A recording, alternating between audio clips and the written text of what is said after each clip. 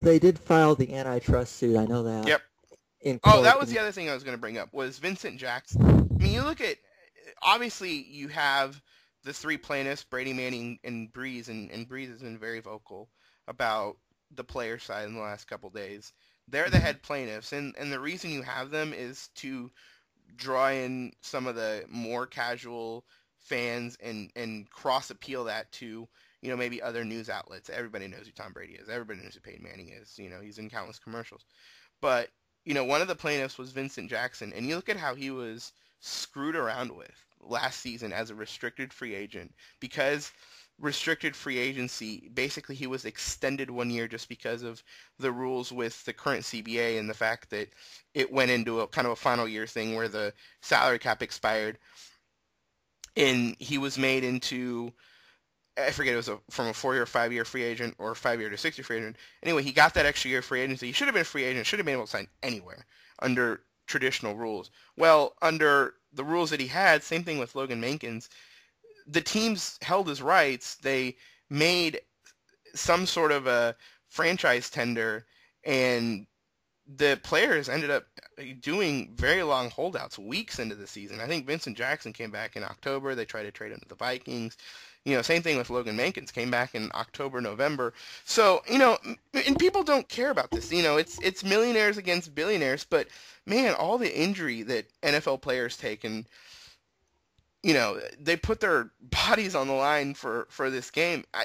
I sympathize with them for that reason, and they're freakish athletes. So that's kind of where I'm coming from that standpoint, as far as the plaintiffs in that suit. And I forgot what we were mentioning before that, but that was kind of interesting to me. Yeah, another interesting thing that they have posted is um, uh, Von Miller, Texas A&M That's the linebacker, other. NFL draft prospect, is one of the plaintiffs as well, focusing on the rookie salary cap. Yeah, Up, and two tweets, and I don't want to name them. One was Darren Ravel, so we'll just go ahead and say it.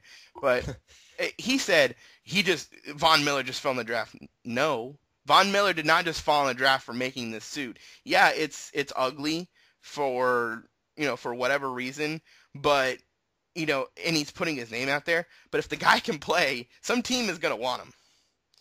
And the whole Mhm. issue with the draft is interesting too, because if you really think about it, what it's doing is it's propping up, and this argument is an argument that I don't hear a lot. What it's doing is it's propping up franchise values artificially. I mean, you look at Buffalo and you look at like teams like Detroit, they're always in the top of drafts. So you're always going to be getting that stream of top level college talent in.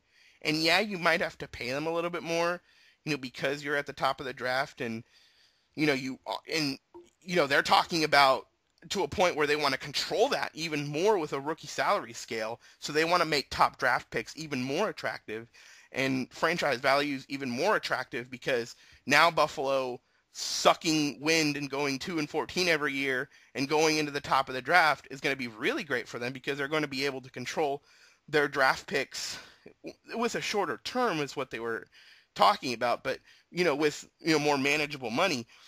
But if you go into a true system without the draft, which isn't monopolistic in that the 32 teams agree, okay, I'm going here, you're going here, we're lining up 1 through 32, to a true free agency system, how does that go? And that's very interesting with the Von Miller thing. And I mean, to me, that tweet was just so sophomoric. He just fell in the draft. Yeah, that might be a joke, but if the guy can play, the guy's going to get drafted. I mean, plenty of other people or other players of low character. And I'm not saying that Von Miller has low character. I mean, my God, this is something that's putting your name as a plaintiff on a lawsuit. But you know what I mean? Plenty of other players that are perhaps of lower character have been drafted high. So to me, I don't see this as a negative for the player unless he can't play, which I really haven't scouted him that well. But he had a really good season last year. Mhm. In another tweet, so Von Miller suing the NFL. Nice way to start your relationship with your future employer. I should have sued the New York Times when I graduated. Again, we're not comparing a football player, one of a very small number of people who have a very specific skill, who can only do their job for a few seasons, and hello, everybody tunes in and watches every Sunday. Nobody tunes in for you to be a plumber or for, someone to be a nurse. I mean, they don't. So that's what frustrates me the most about this. It's gonna take time. It's gonna get ugly, but let it happen. I think. Yeah, and it is entertainment too. Yeah. In the Yeah. end, it's yeah, it's entertainment for the masses. Yep. It's the most very popular entertainment for the masses, and but you got to make sure that it's fair. Exactly.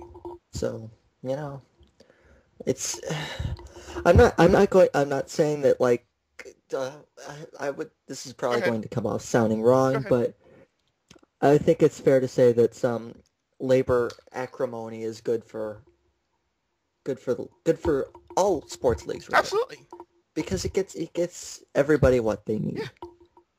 It's compromise, concessions. You got to it has to happen. Compromise concessions. Things are gonna get nasty sometimes. Baseball canceled the World Series.